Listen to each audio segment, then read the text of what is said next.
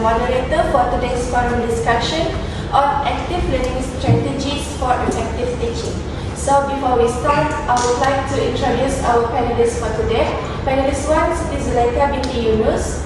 Panelist 2 is Siti Maisara Amira binti Karnain. Panelist 3, Muhammad Hafiz bin Baba. Panelist 4, Nur Fadila binti Abdullah. And the last panelist is Nurul Aisyah binti Benedict.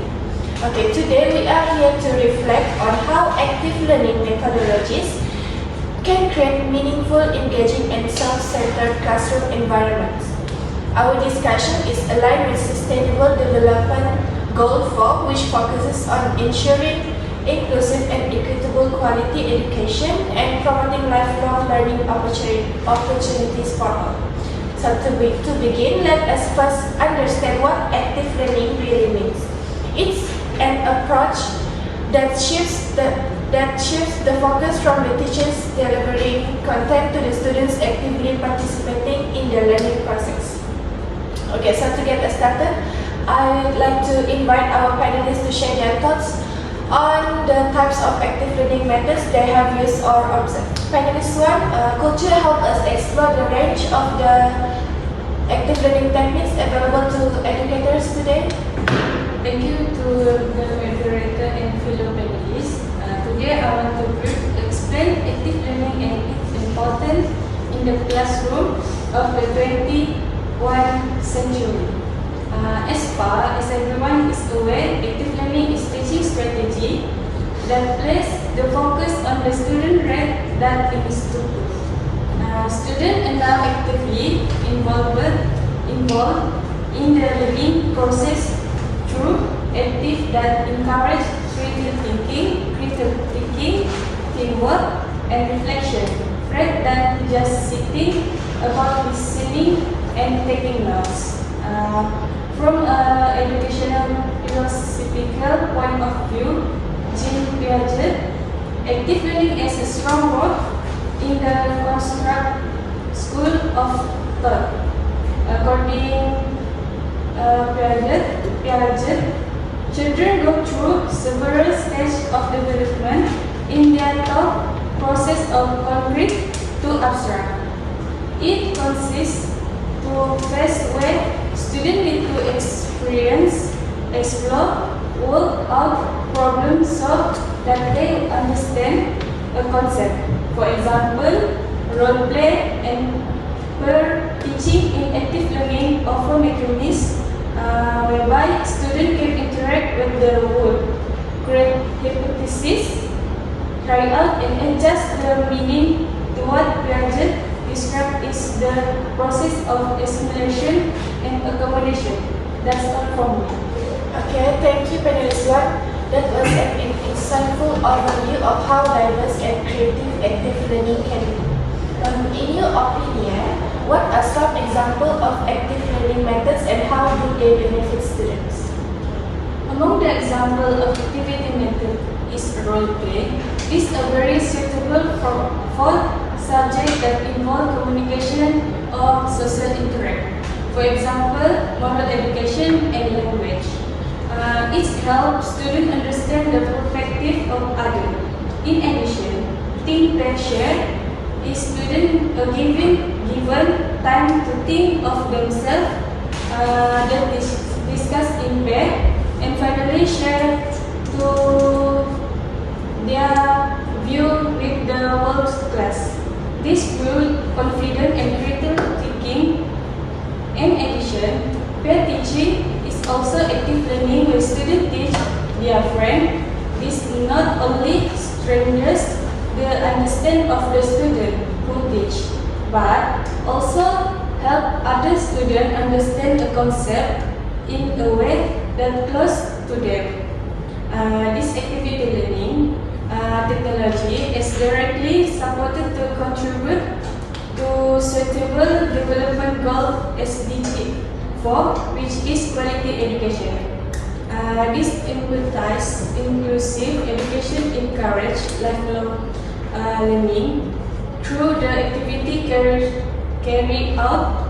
Various learning styles have been recording, which can provide space for all students to build confident and get involved regardless of the background. As educator, we must view student a person who can active, greatly, and reflect, construct knowledge rather than just a receipt of it. That is a true spirit of active learning.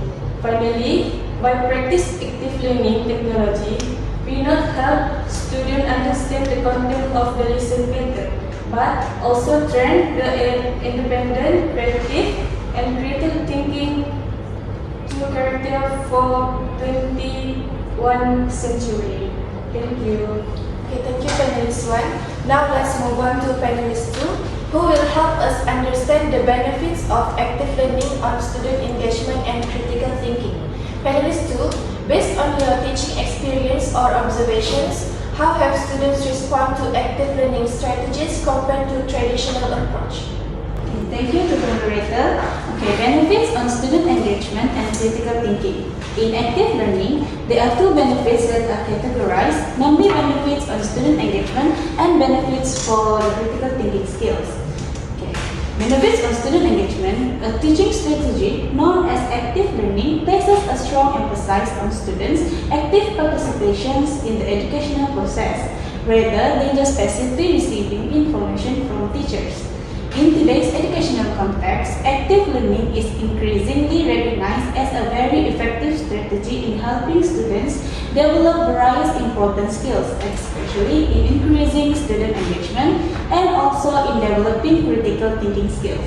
First of all, active learning has a significant impact on student involvement in the learning process. Student engagement refers to the degree to which students participate mentally, emotionally, behaviorally in learning activities. Because students have a more active role, the active learning approach contributes to a more engaging and dynamic learning environment.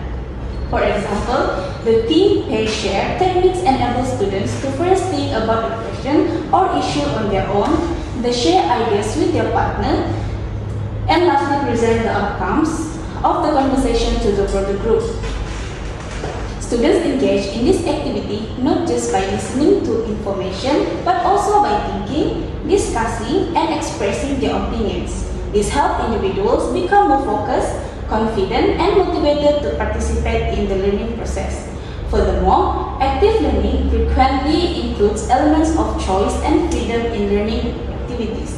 When students are given the freedom to choose how they want to learn or what type of project they want to create, they feel more responsible and in control on their own learning.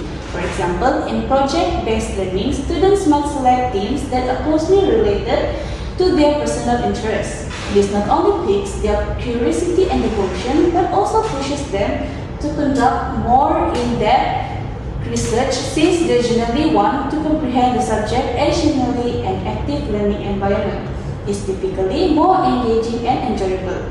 It has been demonstrated that student engagement can be achieved through activities including small group discussions, simulation, game-based learning, and technologically facilitated interactive quizzes. The more one-way nature of traditional teaching approaches stands in sharp contrast to this active learning. Students' attendance, self-discipline, and academic performance are all positively impacted over time by this high degree of participation. Okay. Now, benefits for critical thinking skills. Active learning is not only boost students' involvement, but also help students enhance their critical thinking abilities. Having the capacity to think critically is essential in the information era, which is complex and changing quickly. Students are urged to evaluate knowledge, take into account many viewpoints, establish unbiased opinions, and build arguments supported by facts through the active learning. For instance, in the problem-based learning approach, students are required to collaborate in order to solve a challenging real-world problem. In order to complete this process, students must collect data from a variety of sources, assess the reliability of the material, contrast different ideas, and finally decide on the best option. Students can gain confidence in their decision-making skills, sharpen their ability to recognize important concerns, and make a logical conclusions through these kinds of activities. As stated by Phase 1, 2020, critical thinking involves a purposeful, self-regulatory judgment, and active learning provides an ideal platform for developing this habit of mind. Thank you. Okay, thank you panelists too. That was very well said. I think many of us can relate to what you have shared. I want to ask you something. In your opinion, what is the main difference between student engagement in active learning compared to traditional learning? Thank you for the questions. In my view, the main difference is in the student's role. In traditional learning, students are usually passive recipients. They just listen to the lecture, take notes, and just memorize their information. But in contrast, active learning places students at the center of the process. They participate directly through activities such as group discussions, case studies, and hands-on their project. This approach requires them to think, share ideas, and reflect critically on what they learn. As a result, students tend to feel more motivated, more confident, and also to speak up and more responsible for their own learning compared to the traditional methods.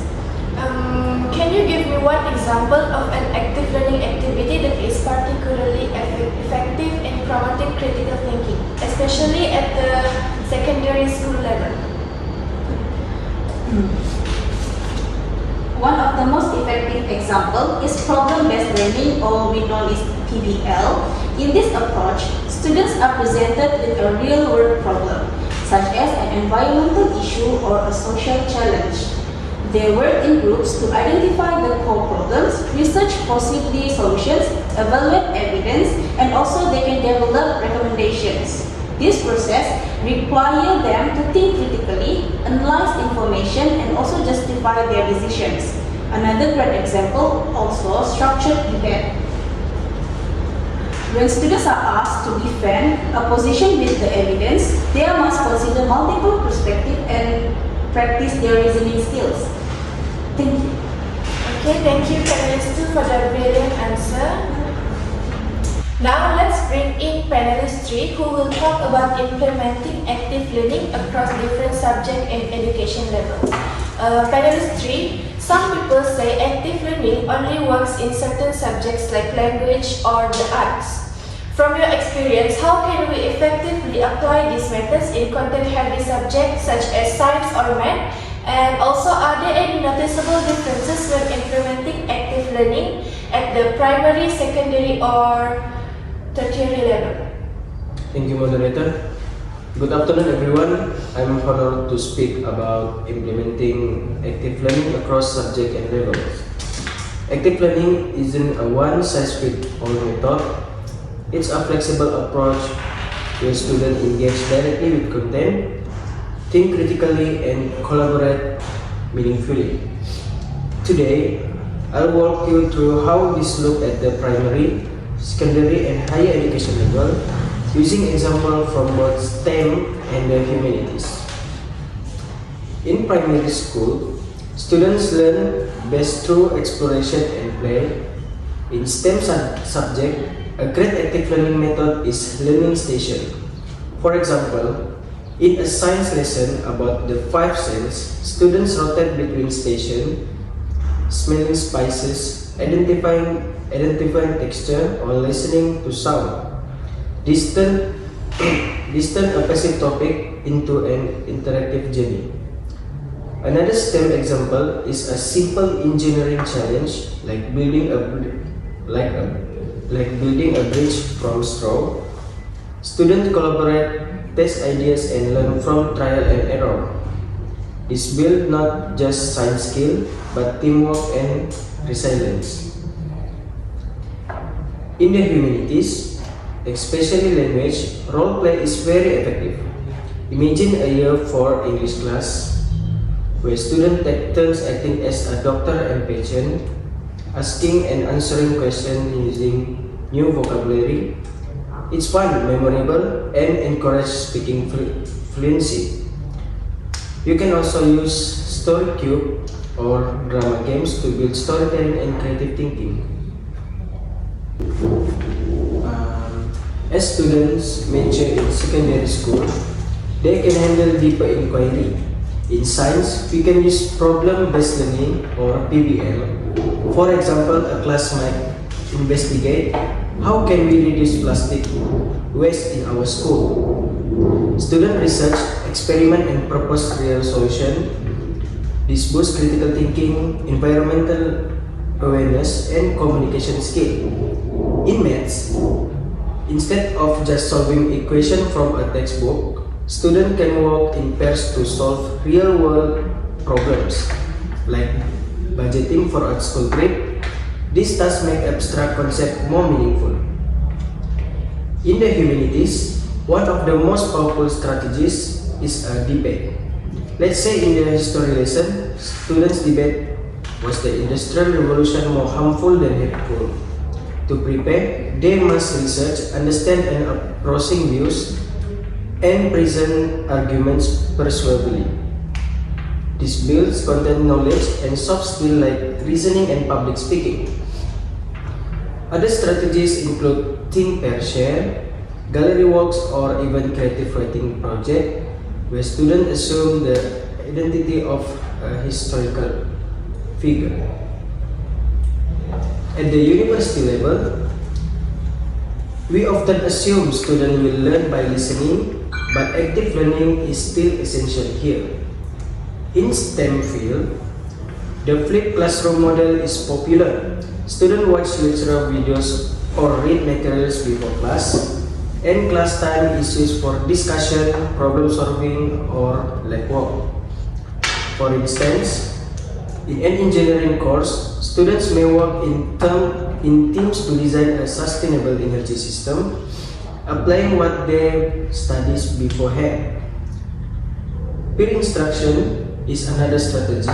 Students first try to answer the concept question individually, then discuss in groups and answer again. This helps correct misunderstanding and deepens comprehension.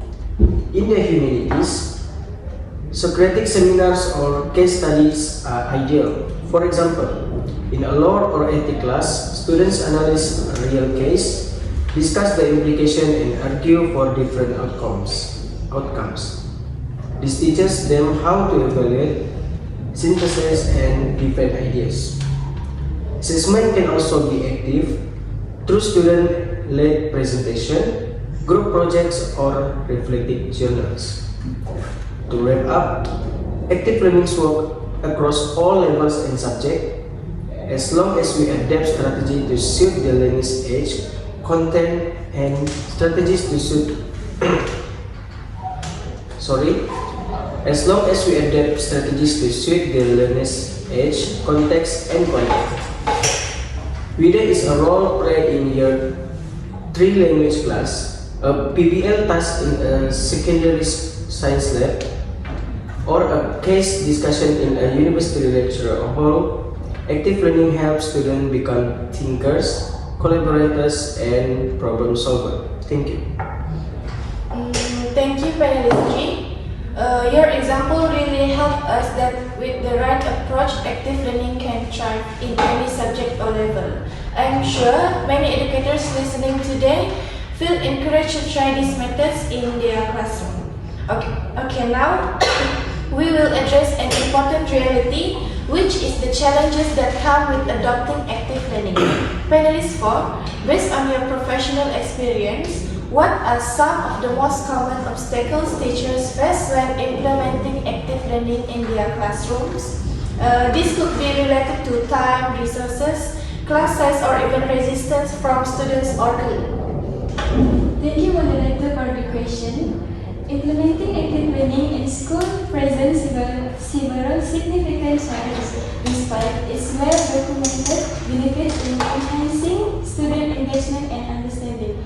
Today, I'd like to share some of the key challenges in implementing active learning in school and classroom, especially in relation to Sustainable Development Goal 4 (SDG 4) quality education.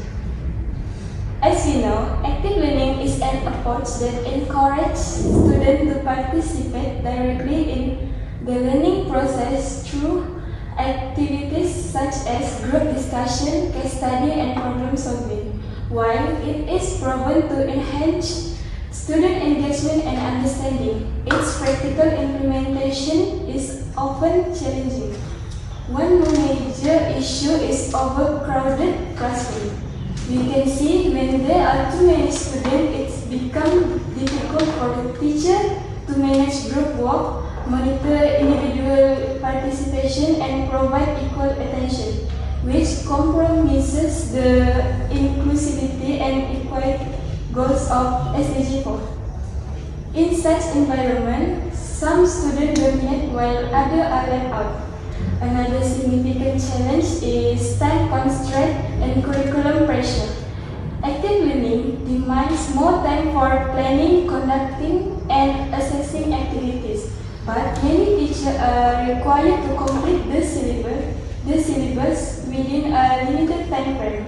As a result, they often resort to traditional lecture-based methods that are quicker but less effective in deepening understanding. Additionally, there is often resistance to change among educators who are more comfortable with conventional teaching methods or fear losing classroom control. This resistance is usually due to a lack of training or exposure to active learning techniques. Therefore, ongoing professional development is essential to both teacher confidence and competence. Moreover, the wide range of student ability in single classroom adds another layer of complexity. While active learning benefits independent and outgoing students, such as those who are shy, academically weaker, or require more guidance. As we know, they may struggle unless teachers use different instructions such as mixed ability, grouping, or scaffolded tasks.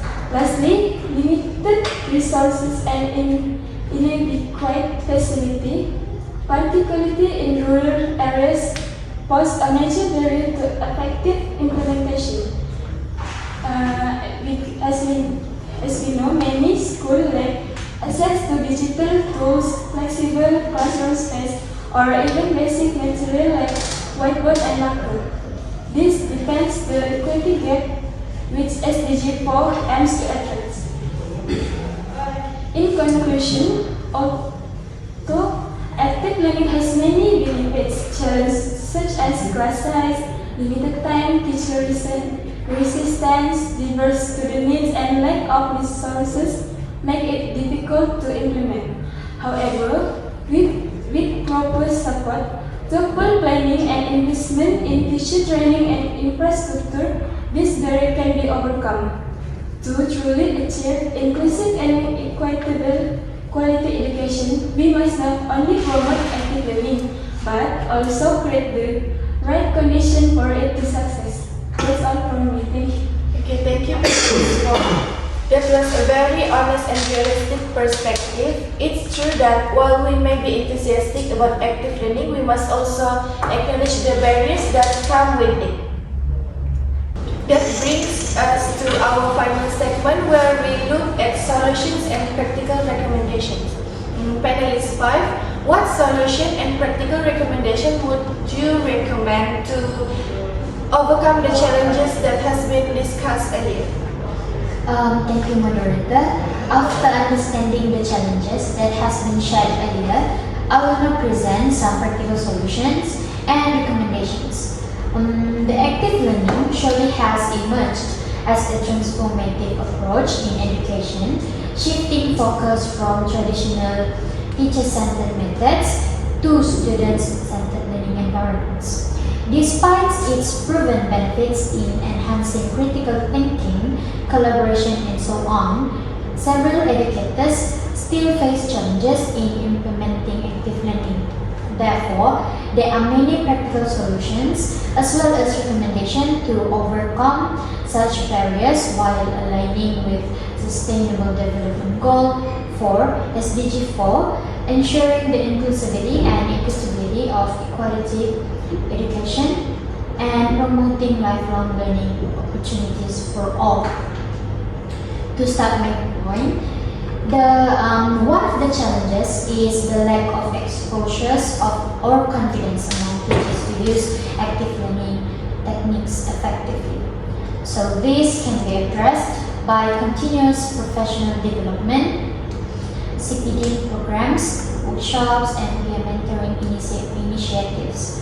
According to Prince, structured training has improved teachers' ability to manage as well as implement active learning strategies in their classrooms.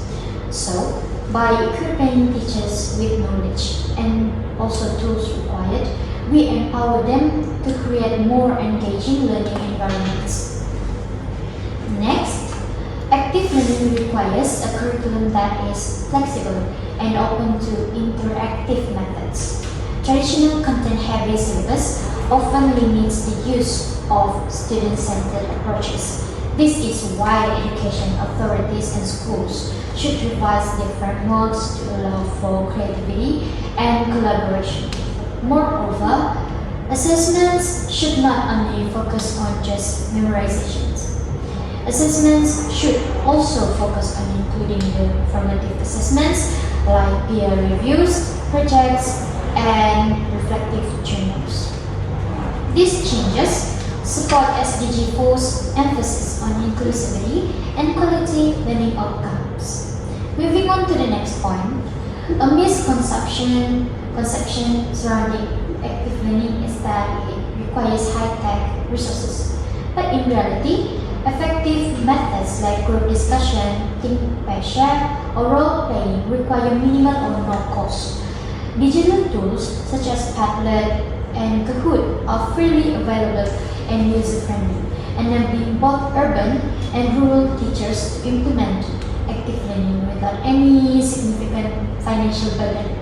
Hence, this promotes equity and access for all learners, particularly those from unprivileged communities. Lastly, active learning does not need to be implemented on a large scale immediately. Teachers can begin with any small techniques like brief group tasks or daily reflections and gradually incorporate more complex strategies. By this approach, it will help reduce anxiety and increase the likelihood of consistent application. So to conclude, active learning offers a powerful way to improve student engagement as well as promoting lifelong learning by addressing or solving the challenges through strategic solutions, like teacher training, flexible curricula, low-cost tools, and so on. We can create inclusive and effective classrooms. These efforts are important not only for improving education but also for realizing the vision of SDG 4. Thank you. Okay, thank you, panelist 5. Your solutions provide a great way forward for anyone looking to begin or improve their active learning journey. Okay, as we draw our session to a close, I'd like to highlight a few takeaways. Active learning is more than just a teaching strategy where it's a mindset that values student voice, collaboration, and critical thinking. When implemented with purpose, it can transform classrooms into spaces of curiosity and empowerment, fully in line with the vision of SDG 4, which is quality education. Okay, thank you so much to all our panelists for your insightful contributions and to our audience for your active participations. I hope today's discussion has inspired all of us to continue innovating and improving our teaching practices. With that, I'd like to officially end our session. Assalamualaikum and thank you all. May we continue to strive for quality education, one active classroom at a time. Thank you. Thank you.